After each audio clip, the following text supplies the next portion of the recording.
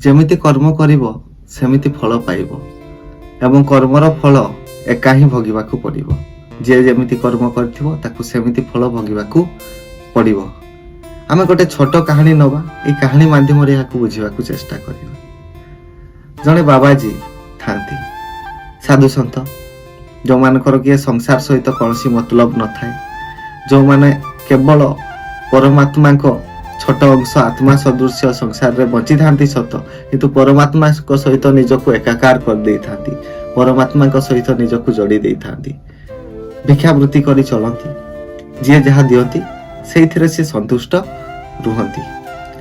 ସେମିତିକା ଜଣେ ବାବାଜୀ ଥାନ୍ତି। ଦିନେ ସିଏ ସହର ଆଡ଼କୁ ଆସିଥାନ୍ତି ଭିକ୍ଷାବୃତ୍ତି କରିବା ପାଇଁ। ସହର ଆଡ଼କୁ ଆସୁ ଆସୁ ବହୁତ ବର୍ଷା ହେଲା। ସେ ବର୍ଷାରେ ମଧ୍ୟ ସେ ଭିଜି ଭିଜି ପ୍ରଭୁଙ୍କ ନାମ ନେଇକି ଚାଲିଥାନ୍ତି। ହରେ ରାମ ହରେ କୃଷ୍ଣ ଏପରି ନାମ ନେଇ ସେ ଚାଲିଥାନ୍ତି। ଯେମିତି ବର୍ଷା ବିଜୁଳି ଘଡ଼ଘଡ଼ି ତାଙ୍କୁ କିଛି ଫରକ ହିଁ ପଡୁନାହିଁ ଏସବୁଥିରେ। କାହିଁକି ନା ଯିଏ ପ୍ରଭୁଙ୍କ ନାମ ନିଏ ସିଏ ଆଉ କୋଉଥିରେ ବିଚଳିତ ହବାର କୌଣସି କାରଣ ଉଠେ ନାହିଁ। ସେ ଏମିତି ନାମ ନେଇ ନେଇ ପହଞ୍ଚି ଯାଇଛି ସହରରେ ଏବଂ ବାବାଜୀକୁ ଅନେକ ଭୋକ ତ ଲାଗିଥାଏ, ମାତ୍ର ଭୋକ ସେତେବେଳେ ବଢିଯାଏ ଯେତେବେଳେ କୌଣସି ସ୍ୱାଦିଷ୍ଟ ଖାଦ୍ୟ ଆମ ଆଖି ସାମ୍ନାକୁ ଆସିଯାଏ ବା ଆମ ନାକ ତାକୁ ଆଘ୍ରାଣ କରେ। ଏ କ୍ଷେତ୍ରରେ ଦୁଇଟି ଯାକ କଥା ହେଲା। ବର୍ଷା ହେଉଥିବା ସମୟରେ ଜଣେ ଗରମ ଗରମ ଝିଲାପି ଛାଣୁଥାଏ। ଗରମ ଝିଲାପିର ବାସ୍ନା ଏବଂ ତାର ଆଖି ଦୃଶ୍ୟା ସୁନ୍ଦର ରୂପକୁ ଦେଖି ସାଧୁ ବାବାଙ୍କ ପାଟିରେ ଲାଳ ଆସିଗଲା, ପାଣି ଆସିଗଲା। ତାଙ୍କ ଭୋକ ଆହୁରି ବଢିଗଲା।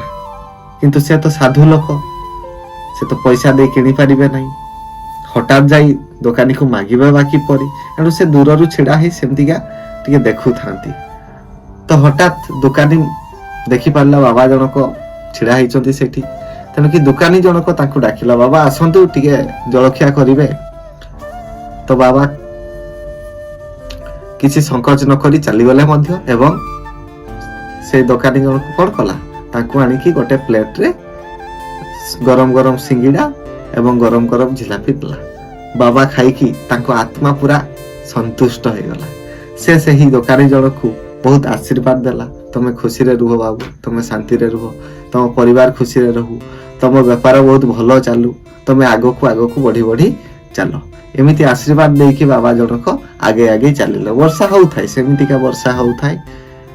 ତାପରେ କିଛି ସେ ପ୍ରଭୁଙ୍କ ନାମ ନଉଥାନ୍ତି, ହରେ ରାମ ହରେ କୃଷ୍ଣ ଏମିତି ନଉ ନଉ ସେ ଆଗକୁ ବଢି ଚାଲିଥାନ୍ତି। ସତେକି ଯେମିତି ଦୁନିଆ ସହିତ ତାଙ୍କର କୌଣସି ବି ସମ୍ପର୍କ ନାହିଁ।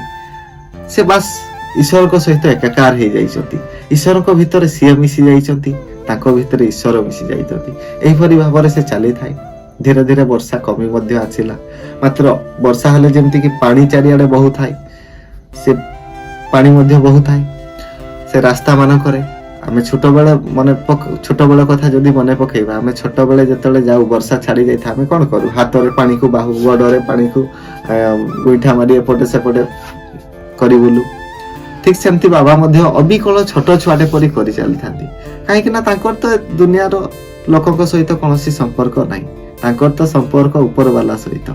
ତେଣୁ ସେ ନିଜକୁ ଛୋଟ ଛୁଆ ବୋଲି ଭାବିକି ଆଗକୁ ବଢି ବଢି ଚାଲିଥାନ୍ତି, ଈଶ୍ୱରଙ୍କ ନାମ ନେଇକି ପୁରା ଖୁସିରେ ନାଚି ନାଚି ହସି ହସି।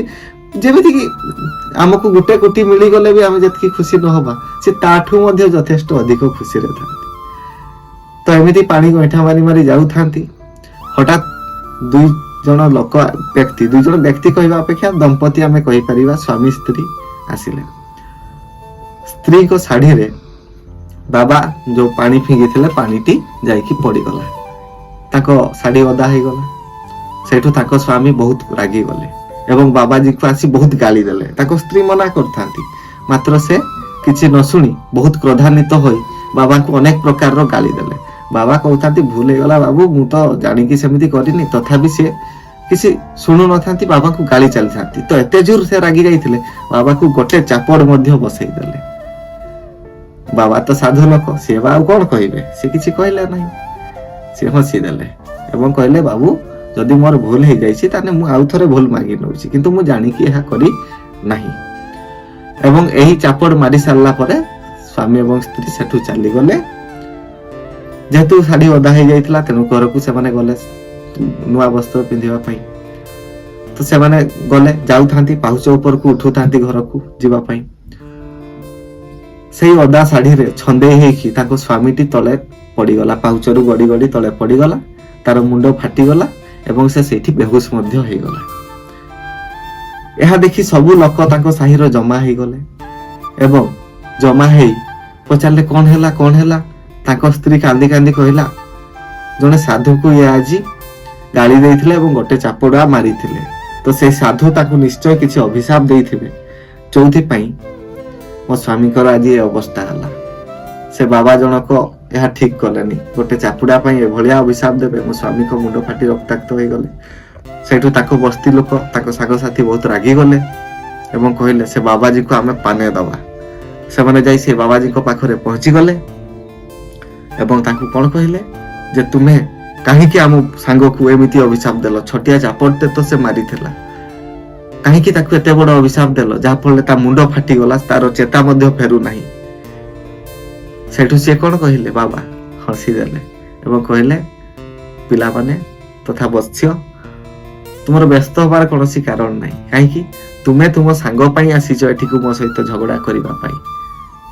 ତୁମେ ଜାଣିଛ ସେ କଣ କରିଥିଲା ମୋ ସହିତ? ମତେ ଗୋଟେ ଛାପୁଡା ମାରିଥିଲା, ଯୋଉଥିପାଇଁ ତୁମେ ଆସିଛ। କାଳେ ମୁଁ ଅଭିଶାପ ଦେଇଦେଲି ଭାବିକି ତାର କିଛି କ୍ଷତି ହେଲା, ତା ମୁଣ୍ଡ ଫାଟିଗଲା। ତାହେଲେ ତୁମେ ଭାବ ମୋର ବନ୍ଧୁ କିଏ? ମୋର ବନ୍ଧୁ ସ୍ୱୟଂ ଦୀନବନ୍ଧୁ ଈଶ୍ୱର। ତାହେଲେ ୟାର ବିଚାର ମଧ୍ୟ ସେ କରିଥିବେ। ମୋ କୌଣସି ପ୍ରକାର ଅଭିଶାପ ଦେଇନାହିଁ, ମୁଁ ତ ସାଧୁ ଲୋକ। ମତେ ଯିଏ ରାଗେ ବି ମୁଁ ତାକୁ କ୍ଷମା କରିଦିଏ, ଯିଏ ଭଲ ପାଏ ବି ମୁଁ ତାକୁ ଭଲ ପାଏ। ମୁଁ ସମସ୍ତଙ୍କୁ ଆଶୀର୍ବାଦ ଦିଏ, କାହିଁକି ନା ମୋର ସମ୍ପର୍କ ଏ ଦୁନିଆର ଲୋକଙ୍କ ସହିତ ନାହିଁ, ମୋ ସମ୍ପର୍କ ଉପରବାଲା ସହିତ। ଆଉ ସେଇ ଉପରବାଲା ହିଁ ୟାର ବିଚାର କରିଥିବେ। ଏଣୁ ଆମେ ଏଇ କାହାଣୀରୁ କଣ ଶିଖିବା? କାହାଣୀରୁ ଆମେ ଏହା ଶିଖିବା ଯେ ଉପରବାଲା ପାଖରେ ଆମେ ସବୁବେଳେ ଭରସା ରଖିଥିବା। ଉପରବାଲା ପାଖରେ ଆମେ ଯଦି ଭରସା ରଖିଥିବା ତାହେଲେ ଆମର କୌଣସି ଚିନ୍ତା କରିବାର ନାହିଁ। ଉପରବାଲା ଜାଣିଛନ୍ତି ଆମ ପାଇଁ କଣ ଭଲ କଣ ଖରାପ। ସେ ଭଲଟିକୁ ନିଶ୍ଚୟ ଆଣି ଆମ ପାଖରେ ପହଞ୍ଚେଇ ଦେବେ। ଆମ ସହିତ ଅନ୍ୟାୟ କରିଥିବା ଲୋକକୁ ସେ ହିଁ ଦଣ୍ଡ ଦେବେ। ଆମର ଏଥିରେ କୌଣସି ଚିନ୍ତା କରିବାର କାରଣ ହିଁ ନାହିଁ। ଏଣୁ ଆମେ ସବୁବେଳେ ସେଇ ବାବାଙ୍କ ଭଳି ହସ ଖୁସିରେ ପ୍ରସନ୍ନ ରହିବା, ଈଶ୍ୱରଙ୍କ ସହିତ ନିଜକୁ ମିଶେଇ ଦବା, ଈଶ୍ୱରଙ୍କ ପାଦ ପଦ୍ମରେ ନିଜକୁ ସମର୍ପଣ କରିଦବା। ଏତିକି କାହାଣୀରୁ ଆମେ ଶିଖିବା। ଯଦି ଆପଣମାନଙ୍କୁ ଏଇ ଭିଡିଓଟି ଭଲ ଲାଗିଥାଏ ତାହେଲେ ଆପଣ ଓಂ ନମୋ ନାରାୟଣ ତଥା ଶ୍ରୀହରି ଯାହା ବି ଆପଣଙ୍କ ମନକୁ ଆସିବା ଆପଣ ଲେଖିଦେବେ ଈଶ୍ୱରଙ୍କ ନାମରେ। ଜୟ ହିନ୍ଦ।